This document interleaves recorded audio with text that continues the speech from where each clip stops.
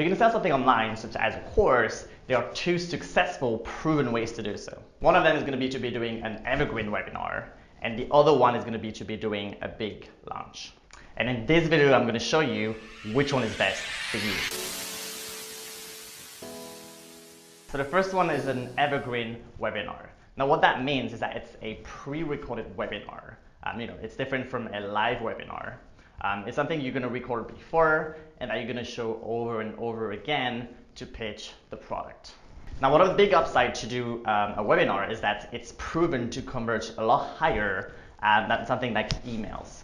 A webinar is usually going to convert around 5 to 30%, depending on how good you are and a lot of other things. It kind of makes sense. It's more of a personal touch than just some copy, sales page or an email. It's a video one-on-one with people. You can talk directly to them, so that's more convincing. It's more easy to pitch something when you have more visual elements to do so. Now, obviously, one of the big ups of the Evergreen webinar is that it's going to be automated. So pretty much you don't have to do a lot of work ongoing. The only thing you'll have to do is to bring traffic to that webinar. That's usually going to be paid traffic. So really, all we have to do ongoing is to be watching your numbers, how much money it takes to get someone to the webinar, how many people convert, and pretty much just how much it costs you to put someone through the whole process and get a paid customer. Now, one of the problems with Evergreen webinar is that from an ethical perspective, as you may have understood already, it's a bit like tricking people into thinking that it's a live webinar.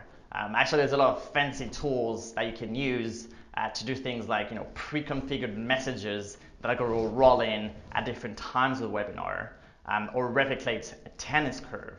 So there's really a lot of fancy tools to make it look like it's a live webinar, that you're really talking to that person right now. Again, from an ethical perspective, this may be a bit of a problem.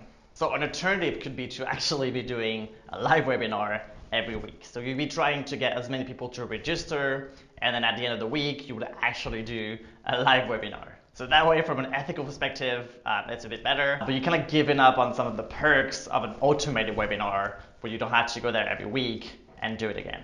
So the second method is going to be doing a big launch and following a model, such as the one from Jeff Walker in his book, Launch. Now, this really allows you to make a big splash with the launch of your course, and then usually what's going to happen is that after you launch it for about a week, you're going to close the cart and close the enrollment, and people are not going to be able to buy the product anymore.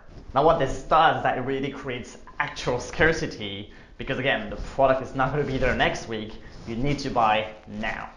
So I'm not going to go too in depth about the whole process of a launch because there's a lot of different elements. But if you're interested in seeing the whole thing, I've just finished putting together an article. So go check this link in the description.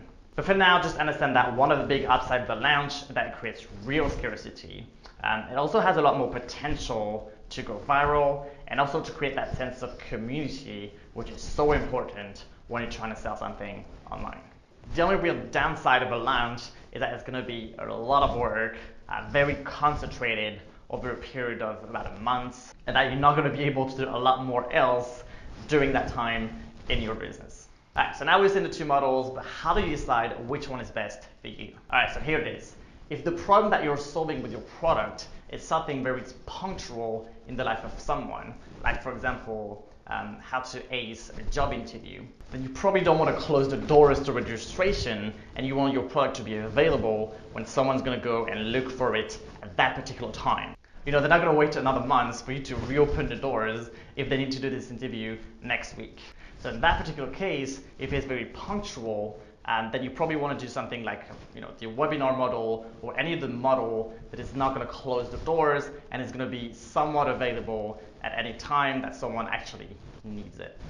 Now, on the other hand, if the problem that you're solving is something that's not punctual, something like how to start a business online, then having this scarcity that comes with a big launch and then closing the door is a really good option, because it's going to incentivize people that would probably procrastinate it otherwise to actually take action right now, buy the course, and start that online business. So we mentioned webinars today, but if you want to see what a masterpiece webinar looks like, I did an analysis on one of them right here. So check this out. Make sure to subscribe today, and I'll talk to you soon.